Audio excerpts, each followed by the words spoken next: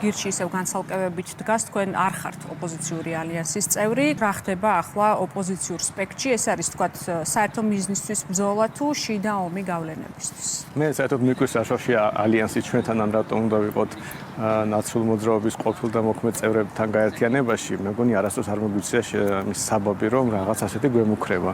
და ზოგადად მე არც მგონია რომ ამ თემაზე განსაკუთრებული ღირებულება საუბარი, იმიტომ რომ ეს ალიანსი მიხეილ სააკაშვილის ყოფილი მონების და ლილიპუტების გაერთიანება და როცა მოუნდება მას შეიძლება ჩაძიროს ეს ხალხი ან არ ჩაძიროს და მე მგონი მიხეილ სააკაშვილს არ აქვს გადაწყვეტილება მიღებული რა გააკეთოს ამის თაობაზე, გააგრძელოს ივანიშვილთან დაპირისპირება თავისი მოღალატეებთან ერთად თუ მოიშოროს და ხან ერთ გზას ადგება, ხან მეორეს და მე რადგან ვერ ჩავძრები მის თავში.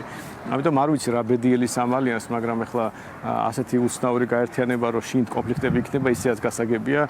ბოლოს და ბოლოს ამ ხალხს ერთმანეთზე ისეთი აქვს ნათქვამი, რომ საერთოდ ერთ ოთახში როგორ არიან ხოლმე, ისიც კი მიკვირს, მაგრამ რადგან ეს ალიანსი მიხეილ სააკაშვილის ხმების, ასე ვთქვათ, გაყოფის ალიანსია და მათ არც განსაკუთრებული იდეა გაეშნიათ, არც რაიმე მიზანი გარდა იმისა, რომ ისევ მიხეილ სააკაშვილის ხარჯზე იარსებონ პოლიტიკაში, მე მგონია რომ საბოლოო ჯამში ყველაფერი მიხეილ სააკაშვილზე დგას ამ შემთხვევაში. ამ გაერთიანების ბედი და როგორც გააწყვეტს ისე იქნება მე არც გავლენა მაქვს ამაზე და არც დიდი ინტერესი მართლა რო გითხრათ.